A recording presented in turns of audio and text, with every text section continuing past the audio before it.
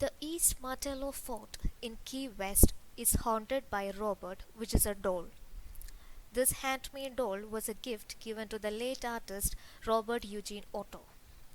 Robert's parents began hearing disturbing noises from their son's bedroom, and eventually, Robert blamed the doll for all sorts of strange things.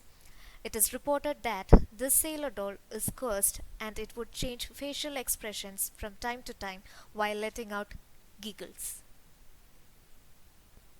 The old jail in St. Augustine is abundant with supernatural activity and has been investigated by various paranormal experts. The jail was functional from 1891 to 1953, and many prisoners have died and suffered from diseases within these walls. It is believed that their spirits are still lingering, as strange smells, heavy footsteps, disembodied mourning, laughing, jangling chains, even the sounds of dogs barking have been reported multiple times. The house of the Seven Gables in Salem, Massachusetts is the home of the famous writer Nathaniel Hawthorne. According to the personal experiences of staff, the place is surrounded by tales of paranormal activity and ghost sightings. The visitors at the King's Chapel burial ground in Boston have seen strange and inexplicable sights and even heard the voice of a dead pirate named Captain Kidd.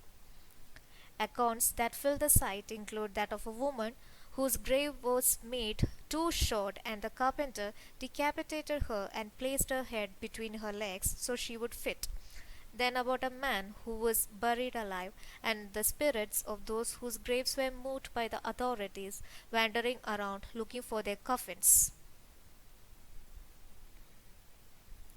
South Carolina's oldest bridge, Poinsett, is haunted by the ghost of a man who died in a car accident and by the spirit of an enslaved person. It is also said that a mason who died during the construction is entombed inside. People have had various experiences, including the sight of floating orbs, lights, and disembodied voices. The family estate of Whaley House in San Diego, California was constructed by Thomas Whaley in 1857. After moving in, he began hearing the heavy footsteps of Jim Robinson, who was a drifter and thief hanged on the site 4 years before the house was built. The Whaley family became the victim of several tragic deaths and suicides while residing at the place. The spirits still haunt the area and are usually accompanied by heavy footsteps, disembodied voices, cigar smoke, and the smell of heavy perfume. Infamous for a form of human trafficking known as shanghaiing, the dark tunnels underneath Portland are haunted by the spirits of the captives. The main victims were the unsuspecting men in the local salons who were drugged and then transported to the sea as they were forced to work as unpaid laborers in the sailing ships. The Myrtles Plantation in St. Francisville, Louisiana is believed to be on top of an Indian burial ground.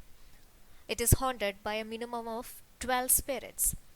As per a legend, the ears of a slave named Chloe were cut off by her master after she was caught eavesdropping. Chloe took revenge by poisoning a birthday cake and killing two of the master's daughters. Then the woman was hung by her fellow slaves. It is said that she wanders around the estate wearing a turban to conceal her chopped ear. The oldest church in Texas, San Fernando Cathedral, was renovated in 1936. The workers found bones, nails, and tattered military uniforms near the altar, which reportedly belonged to 3 soldiers of the Alamo.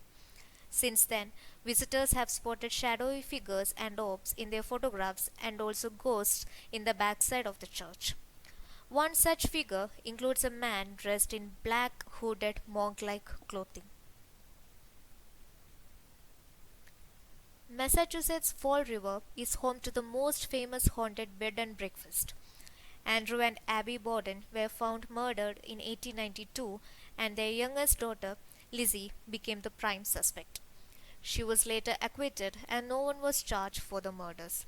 Though the place has been converted into a museum and B&B, employees and visitors have reported strange activities such as the sounds of weeping and footsteps, an apparition clad in Victorian era clothing wandering the halls, doors opening and closing, and muffled conversations coming from vacant rooms.